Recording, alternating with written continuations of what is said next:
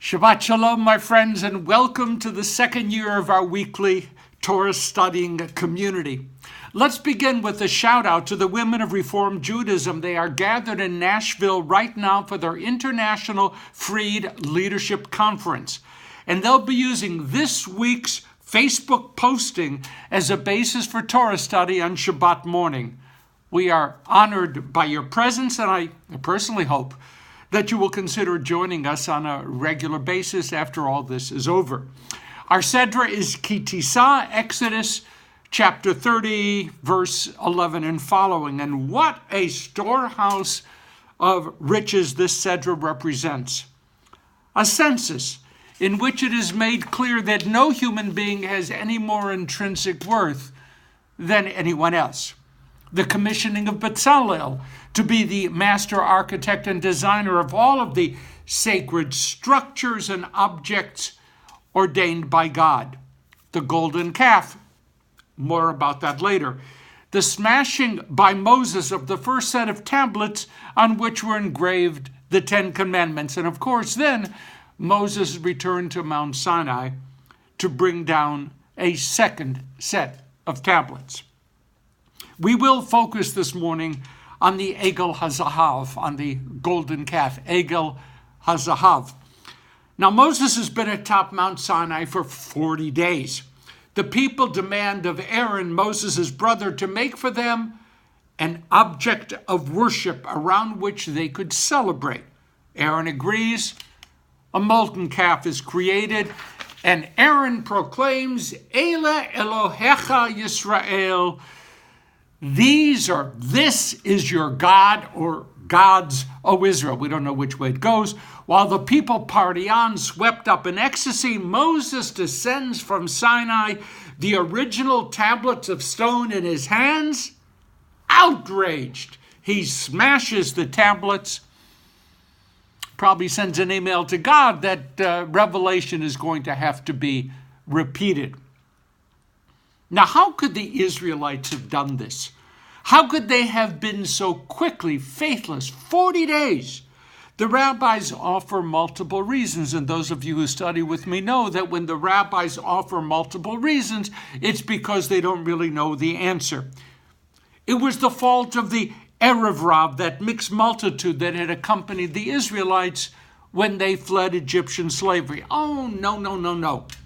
You see, bull worship was common in Egypt, as exemplified by the worship of the Apis bull. And in the Aegean Sea, aurochs were worshipped.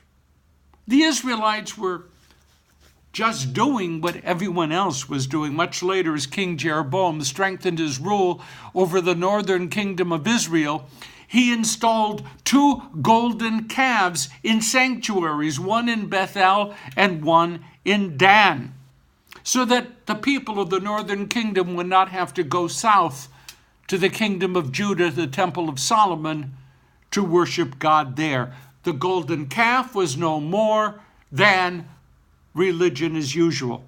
No, not possible. The teachers of the Kabbalah would insist that Moses was a stand-in, a representation of God's immanence, indwelling.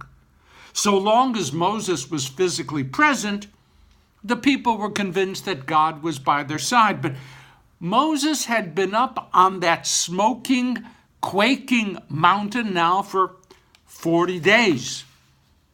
The people were desperate for some concrete assurance of God's presence, whatever the reason.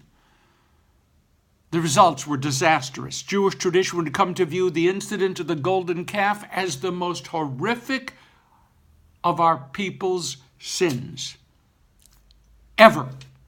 Not only did God now strike out in rage against them, but the fragments of those tablets shattered by Moses were put in the Aron HaKodesh.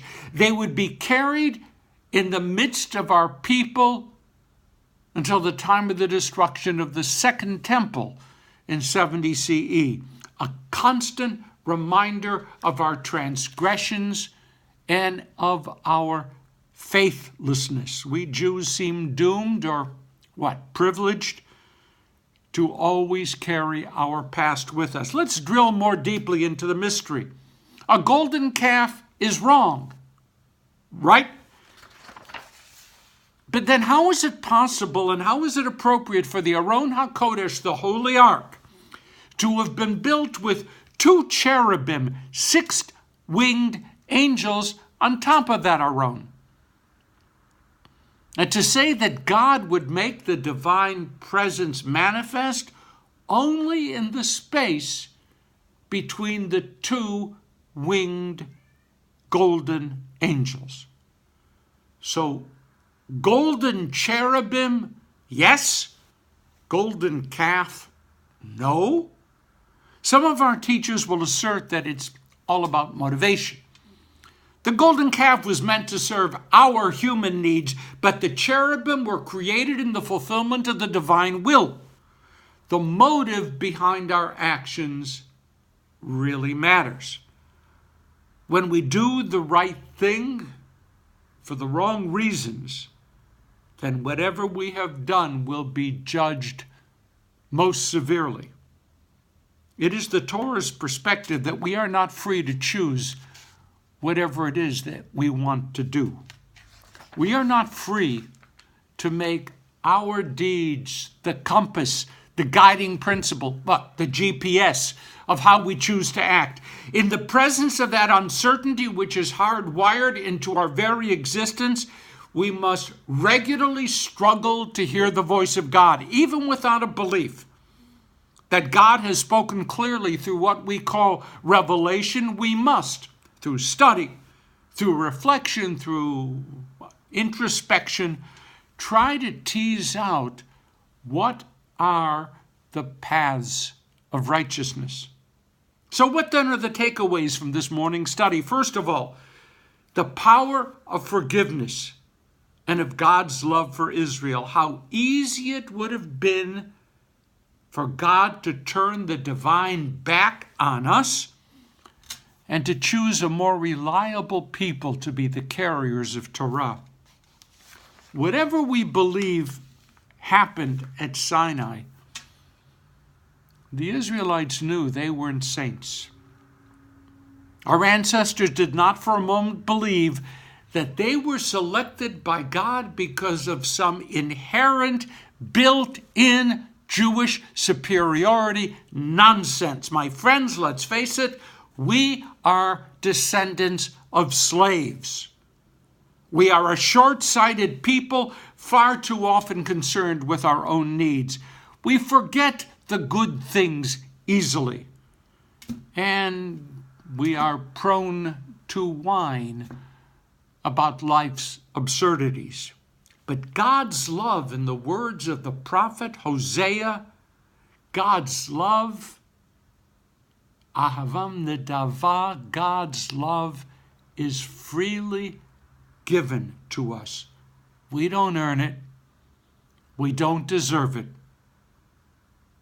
We need to remember this at all times as we try to figure out our own place in creation. Next, the takeaway is that the religious impulse is strong within us. The rabbis constantly reflected upon the fact that when God commanded the Israelites to donate to the building of the tabernacle, the Mishkan, Moses eventually had to tell the people, stop, we have enough, you're giving too much. When did that ever happen to one of your fundraising campaigns?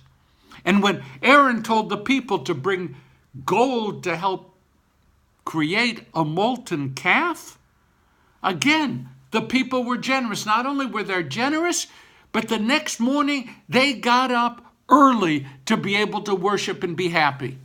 Early to worship. That's a good thing. The best of religious teachings, the best of religious challenges, the best of religious dreams have the capacity to elicit from us noble, profound religious behavior. Sometimes, my friends, we are way too quick to criticize others for their lack of involvement in the Jewish enterprise.